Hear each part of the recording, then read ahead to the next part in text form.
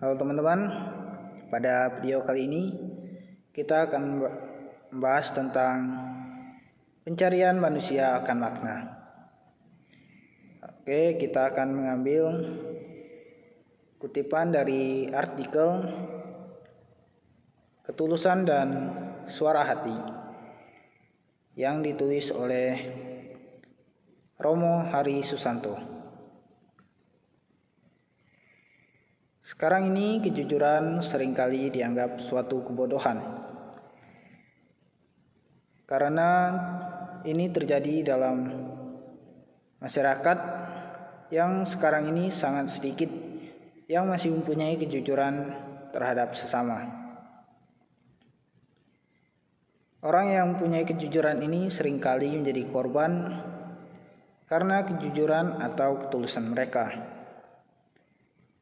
Mereka seringkali dikucilkan dalam masyarakat karena kejujuran yang mereka miliki. Jika dikaitkan dengan etika, sebenarnya kejujuran ini sesuatu yang baik, tetapi seringkali dalam masyarakat orang yang mempunyai kejujuran yang baik atau bahkan bisa dikatakan dia tidak mau berbohong, itu seringkali dikucilkan karena seorang yang seperti itu bisa dianggap tidak bisa bergaul dalam masyarakat tersebut. Sekarang ini krisis yang paling berat dalam masyarakat ialah krisis kepercayaan. Tanpa kepercayaan ini, seseorang sudah dianggap diambang kehancuran. Sekarang kita akan bahas tentang ketulusan dan suara hati. Yang pertama, ketulusan. Ketulusan merujuk pada Kitab Suci Perjanjian Baru, yaitu pada 1 Timotius bab 2 ayat 2, yaitu kata semnotes yang berarti kesungguhan atau keluhuran. Kata ini menunjuk pada seseorang yang memberi jawaban pada panggilan kerajaan Allah. Dalam bahasa Indonesia, ketulusan atau kejujuran bisa diartikan sebagai kesungguhan atau keluhuran dalam diri seseorang. Ketulusan menyangkut pikiran, kata-kata, perbuatan yang mencerminkan suatu keselarasan antara iman kepercayaan seseorang dan tindakan hidupnya. Yang kedua ialah suara hati. Suara hati merupakan keyakinan subjektif yang tulus dalam diri seseorang. Perintah suara hati ini bersifat mutlak dan harus ditaati tanpa tawar-menawar. Disinilah terletak martabat dan keluhuran seorang pribadi manusia. Namun hal ini tidaklah cukup. Selalu ada kemungkinan suara hati itu sempit dan keliru,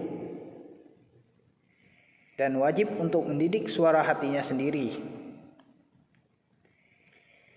Hal ini menuntut keterbukaan akan nilai-nilai yang baru dan mengenal sebuah nilai baru, dan meyakininya dalam suara hatinya.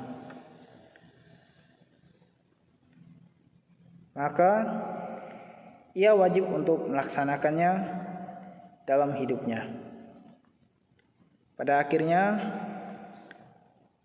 ketulusan dan suara hati saling berkaitan erat satu sama lain. Ketulusan bisa dipandang sebagai itikat baik atau kemauan untuk menuruti suara hati yang otonom, komunikatif, dan transparan. Sebaliknya, ketidaktulusan bisa dilihat sebagai keengganan untuk mendengarkan dan bertindak sesuai dengan suara hati. Suara hati yang tidak pernah ditaati semakin lama akan semakin tumpul, dan pada akhirnya tidak akan pernah kedengaran lagi karena sudah dibungkam. Orang-orang yang tidak pernah menaati atau mendengarkan suara hatinya, sebagai contoh ialah orang-orang yang sudah melakukan berbagai aktivitas atau tindakan kejahatan. Mereka tidak pernah mendengarkan suara hati mereka, sehingga pada akhirnya suara hati tersebut semakin tidak kedengaran dan pada akhirnya lenyap dari diri mereka.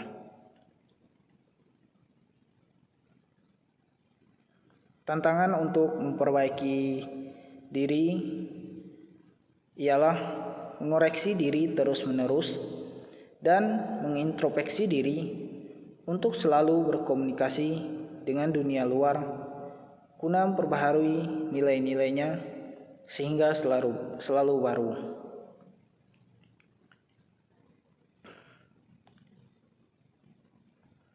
Dengan mengembangkan ketulusan dan suara hati, seseorang dapat berkembang dan dapat mencari tahu apa makna seseorang itu berada dalam masyarakat maupun dunia sekarang ini. Ketulusan dan suara hati dalam masyarakat sekarang memang dianggap suatu kebodohan atau bahkan sangat sedikit orang yang mendengarkan suara hati dan melakukan ketulusan terhadap sesamanya. Namun dengan melakukan ketulusan dengan sesama dan mendengarkan suara hati, kita akan mendapatkan bahwa hidup kita akan jauh lebih bermakna dibandingkan ketika kita melakukan suatu tindakan kejahatan yang pada akhirnya nanti kita akan memperburuk citra atau pandangan orang-orang di sekitar kita terhadap diri kita sendiri. Oke teman-teman, cukup sampai di sini pembahasan tentang pencarian manusia akan makna.